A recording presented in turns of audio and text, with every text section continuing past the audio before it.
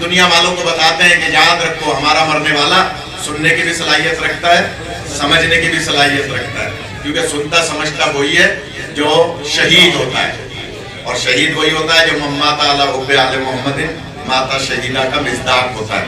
تو یہ جتنے بھی چاہے کرونا کی وجہ سے یا کسی بھی وجہ سے اس دنیا سے گئے ہیں، یہ سب کے سب زندہ ہیں، کیونکہ محبت اہل بیت دل میں رکھتے ہیں۔ ہم ان کی شہادت کو سمجھ نہیں سکتے، جیسے ہم اس شہادت کو نہیں سمجھ سکتے جو تیر و کمان سے یا تلوار سے یا کلاشن سے مار دیا جائے۔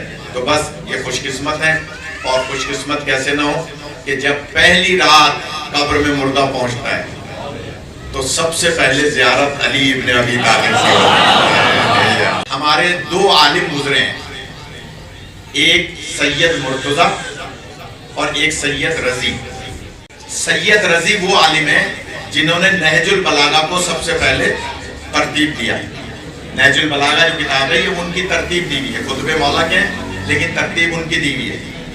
سید رضی یہ دونوں اتنے عظیم بھائی تھے کہ شیخ مفید علیہ رحمہ، شیخ مفید بڑے عالم گزرے ہیں، انہوں نے خواب میں دیکھا کہ دروازے پر ایک پردے دار خاتون ہے اور انہوں نے دو بچوں کی انگلیاں پکڑی ہوئی ہیں، دو بچوں کی انگلیاں پکڑی ہوئی ہیں، اور فرما رہی ہیں پردے کے عالم میں، اے شیخ مفید میں سیدۃ النساء العالمین ہوں، میں دختر رسول ہوں، اور یہ دونوں میرے بیٹے ہیں۔ چھوٹی بات نہیں ہے، میں نے پڑھ دیا، آپ نے سن لیا۔ یہ دونوں میرے بیٹے ہیں، انہیں تم دین کی تعلیم دو۔ شیخ مفید کی آنکھ کھلی، رونے لگے۔ معصوم عالم میں شیخ، مجھے خواب میں پردے کے عالم میں صبح شکر کا سجدہ کیا کہ معصوم عالم پردے کے عالم میں بھی اگر بی بی کی زیارت ہو تو اس سے بڑی سعادت کوئی نہیں ہے۔ کہا کہ کیسا خواب ہے؟ ابھی نماز فجر سے فارغ ہوئے تھے کہ دروازے پہ دو بچے، بی بی نہیں تھی، دو بچے، اور وہ بچے دستک دیتے ہیں۔ شیخ صاحب پہنچے باہر، کہا کون ہو؟ جملہ سنیے گا۔ کہا رات، دونوں بچوں نے کہا رات معصوم عالم نے آپ کو حکم دے دیا ہوگا، رات معصوم عالم نے آپ کو حکم دے دیا ہوگا۔ کانپ گئے شیخ مفید کہ ان بچوں کو بھی پتا ہے۔ کیسے بچے؟ ان بچوں کو بھی پتا ہے، زیادہ پرانی بات نہیں ہے، لہذا شیخ مفید علیہ رحمہ کہتے ہیں کہ ہاں مجھے حکم دیا بی بی نے، کہا کہ بس ہم آپ کے پاس پڑھیں گے۔ دونوں بچے ان کے مدرسے میں داخل ہو گئے۔ جب یہ بچے سید مرتضیٰ اور سید رضی درس میں بیٹھے ہوتے تھے تو شیخ مفید کرسی پہ بیٹھ کے درس نہیں دیتے تھے۔ اگر یہ دونوں شہزادے سامنے درس میں بیٹھے ہوتے، سید تھے، بی بی نے ان کو بیٹا کہا ہے، لہٰذا کھڑے ہو کر درس دیتے تھے۔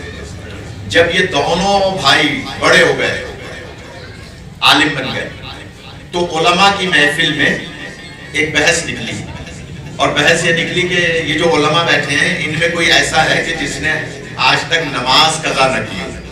دونوں بھائی کھڑے ہو گئے، تھوڑا سا جاگنا پڑے گا۔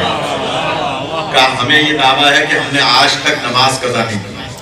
پتہ چلا جنہیں بیٹی کہیں، نبی کی بیٹی بیٹے کہیں، وہ نماز کیسے قضا کر سکتے ہیں؟ تو اب جن کو بھی معصوم عالم اپنا محب کہیں، محب سمجھیں، یا اپنی اولاد کہیں، ان کی نماز کم از کم قضا نہیں ہونی چاہیے۔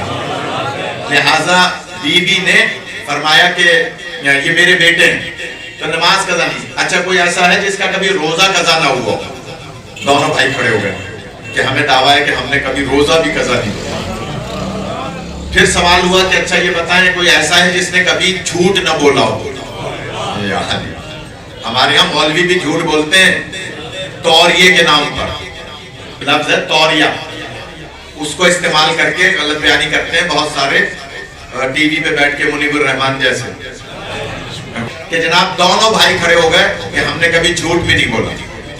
پھر سوال ہوا یہ بتائیں کہ ہمارے علماء کی محفل میں کوئی ایسا ہے جس نے کبھی ترک اولا نہ کیا ہو، یعنی جو کام شایان شان نہ ہو اس کو ترک اولا کرتے ہیں۔ ذرا اندازہ لگائیں، جو کام بندے کے شایان شان نہ ہو اور وہ کر لے اسے ترک اولا کرتے ہیں۔ جب کبھی کوئی اپنی خفت مٹانا چاہتا ہے تو اس خفت میں بڑوں بڑوں کو شامل کر لیا کرتا ہے. اب پتہ چلا جن کے باپ کافر تھے وہ اپنی خفت مٹانے کے لیے ابو طالب کو کافر کر دیا.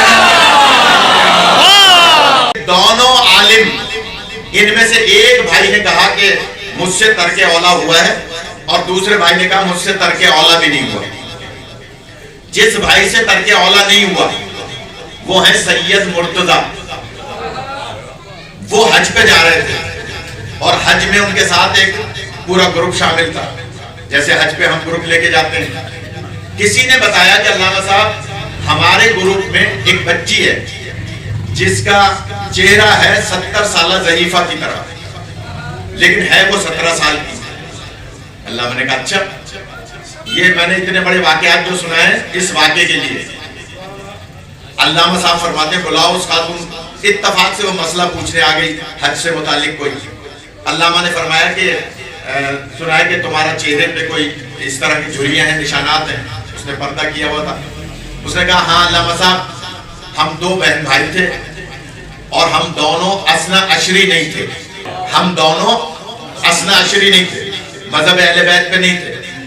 میرا بھائی مر گیا اچانک چھوٹی سی بیماری میں. اس سے مجھے بڑی محبت تھی. میں اپنے بھائی کی محبت کی وجہ سے پہلی رات جب اسے دفن کر کے آ گئے محلے والے تو میں قبرستان گئی. میں نے اپنے بھائی کی قبر کے برابر میں قبر کھودی اور یہ دیکھنے کے لیے کہ میرا بھائی کس حالت میں ہے میں نے اس کی قبر کی طرف سراغ کیا کہ میں دیکھوں کہ کون ہے اور میرا بھائی کس حالت میں ہے، اس کے ساتھ کوئی اور ہے کہ نہیں. میں نے جو دلیل دی تھی ان مرحومین کے لیے وہ جملہ کہہ رہا ہوں. جیسے سراغ کیا تو دیکھا علامہ صاحب میرے بھائی کی قبر تو کشادہ تھی. اثنا عشری نہیں تھے لیکن قبر کشادہ تھی اور سرہانے ایک نورانی کرسی والے بیٹھے تھے. اثنا عشری نہیں ہے لیکن سرہانے کرسی والے بیٹھے اور پیروں کی طرف 2 ملائکہ کھڑے اور وہ پوچھ رہے ہیں کہ بتاؤ من ربوں کا، تمہارا رب کون ہے. میرا بھائی بیماری کی حالت میں گیا تھا، جواب نہیں دے پا رہا. نورانی کرسی والے نے کہا کہہ دے اللہ جل جلالہ رب. میرے بھائی نے جواب دے دیا. پھر اس نے سوال کیا فرشتوں نے، میرا بھائی جواب نہیں دے پا رہا تھا. نورانی کرسی والے نے جواب تعلیم کیا، اس نے جواب دے دیا. تیسرا چوتھا، جب 4 سوال ہو گئے تو وہ نورانی کرسی والا جواب دیتا تھا، میرا بھائی جواب دے دیتا تھا. 5واں سوال ہوا من اماموں کا، تمہارا امام کون ہے.